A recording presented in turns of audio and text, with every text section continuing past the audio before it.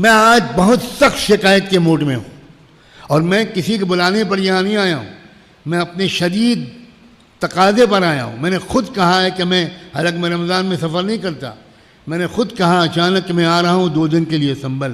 مجھے خواب دکھائی پڑے تھے، کچھ آگ کے انگارے سنبھل پر برستے ہوئے اللہ نے مجھے دکھائے تھے، آگ کے گولے برستے ہوئے، اور بڑے بڑے عمامے والوں کو جلتا ہوا دیکھا تھا، کرتے پجامے والوں کو جلتا ہوا دیکھا تھا۔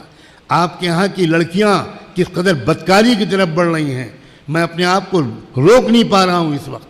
تب اس کے بعد میں نے کہا کہ بھئی میں کیا کر سکتا ہوں، میں تو خود اتنا گنہگار ہوں کہ شاید سب سے زیادہ گنہگار میں ہوں، مگر میں کروں کیا؟ یہی کر سکتا ہوں کہ جو 2 لفظ پڑھے میں جا کر لوگوں کو جھنجھوڑوں، لوگوں سے جا کر بات کروں۔ آج میں لطیفے سنانے کے موڈ میں نہیں ہوں، آج میں شعر و شاعری کے موڈ میں نہیں ہوں، شعر و شاعری مجھے آتی بھی نہیں۔ آج میں کہنے جا رہا ہوں کہ کیا آپ ہمیشہ زندہ رہیں گے؟ مرنا نہیں ہے کبھی، ملک الموت کا سامنا نہیں کرنا ہے، قبر میں نہیں اترنا ہے، رب کے سوالوں کا جواب نہیں دینا ہے۔ من ربک وما دینک وماذا تقول فی ھذا الرجل، کیا ہو گیا؟ میں بتانا چاہتا ہوں شمالی ہندوستان کی حالت جنوبی ہندوستان سے بہت زیادہ خراب ہوتی جا رہی ہے۔ آپ کے اندر غرور آ گیا، ارے ہمارے علاقے میں بڑے بڑے علماء گزرے ہیں، ہمارے علاقے میں دیوبند، سہارنپور، گنگور، تھانہ بھون، دلی، مرکز نظام الدین، چنیو، علی گڑھ، سب کچھ ہمارے یہاں ہے، ہمیں کہیں نہیں جانا۔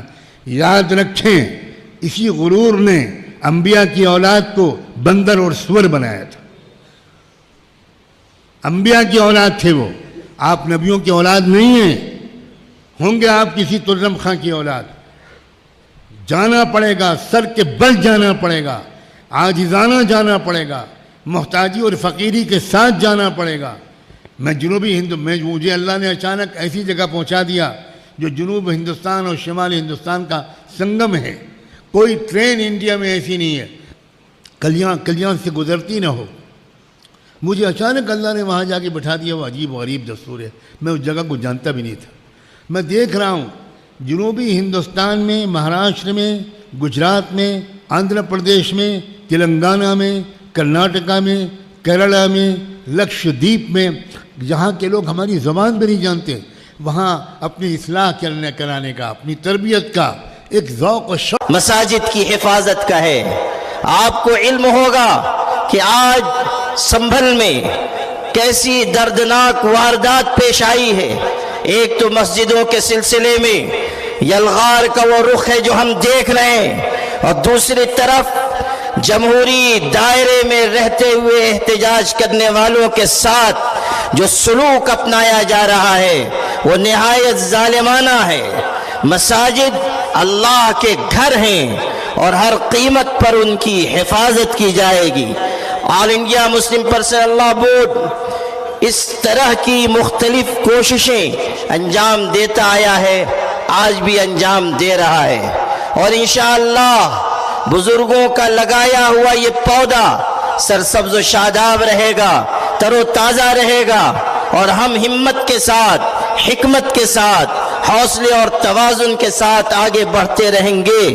اور وہ وقت بھی آئے گا کہ جب ہم اللہ کے دین و شریعت کے تحفظ کے ساتھ ساتھ اس ملک میں عزت اور عافیت کے ساتھ زندگی گزاریں گے۔ حالات سے دل برداشتہ ہونے کی ضرورت نہیں، اگر کوئی بھی ہمارے ساتھ نہ ہو تب بھی اللہ کی مدد ہمارے ساتھ ہے۔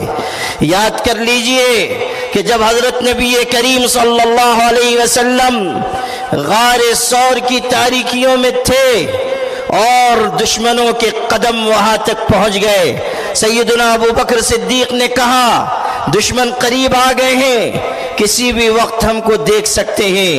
اس وقت ہمارے آقا حضرت محمد صلی اللہ علیہ وسلم نے ایمان و یقین سے لبریز یہ جواب دیا تھا، لا تحزن ان اللہ معنا، غم نہ کرو اللہ ہمارے ساتھ ہے۔